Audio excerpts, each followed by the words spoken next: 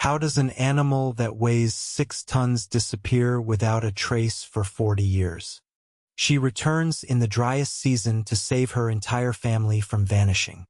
In the heart of Amboseli, beneath the shadow of Kilimanjaro, lives a matriarch who holds the most valuable library on earth. It is not written in books, but in memory, scent, and earth-shaking sound. Her name to researchers is Echo, a 60-year-old African elephant revered across the savanna. Inside her mind is a three-dimensional map of survival spanning 3 generations. Elephants possess the largest brain of any land animal, over 13 pounds of intricate neural architecture. It was built not for dominance, but for profound and enduring memory. Her temporal lobes, enlarged far beyond our own, store acoustic memories and scent trails. She retains seismic vibrations that she has not encountered in over 2 decades.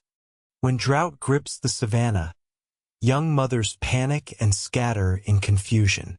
Echo remains calm because she remembers the hidden swamp her own mother showed her in 1984.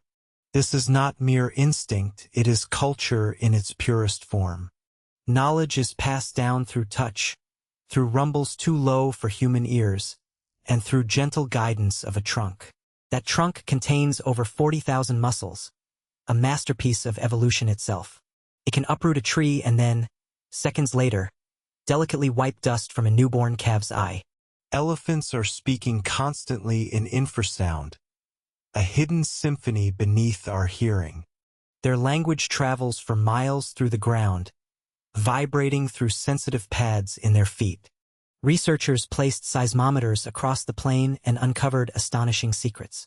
They recorded warnings, joyful greetings, and unique vocal signatures that function like names.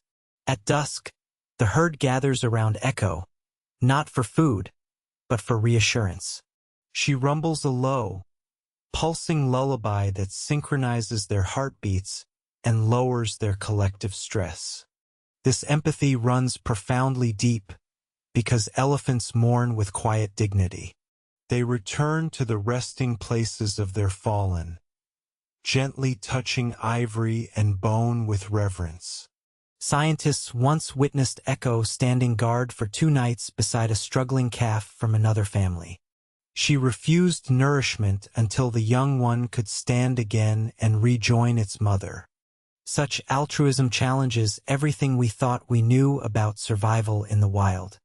It proves that in the elephant world, strength is measured not by power, but by compassion.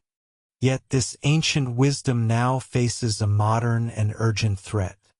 Migration corridors vanish as human settlements expand, cutting off the very paths etched in Echo's memory.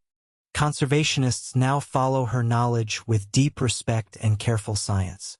By tracking her movements, they map and protect vital corridors, turning one memory into a blueprint for a species. They discovered that when Echo pauses at a seemingly empty plain, she is listening intently. She detects distant thunderstorms over 100 miles away, predicting rain before any instrument. Her family follows without question, because for 50 years she has never been wrong. In the savanna, trust in a matriarch is the difference between survival and quiet disappearance. As the sun sets over Kilimanjaro, Echo leads her herd toward tomorrow with steady grace.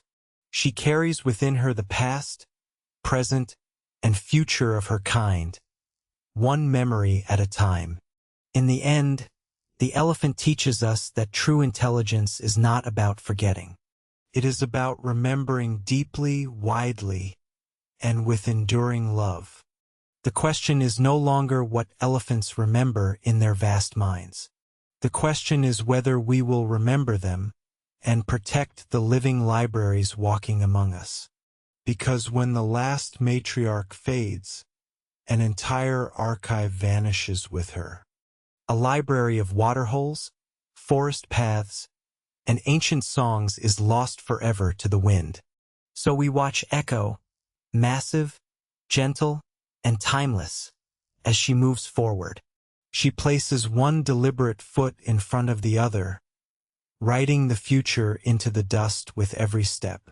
She is not just an animal surviving in the wild, she is the wild itself, remembering, enduring, and quietly teaching us how to belong to this earth again.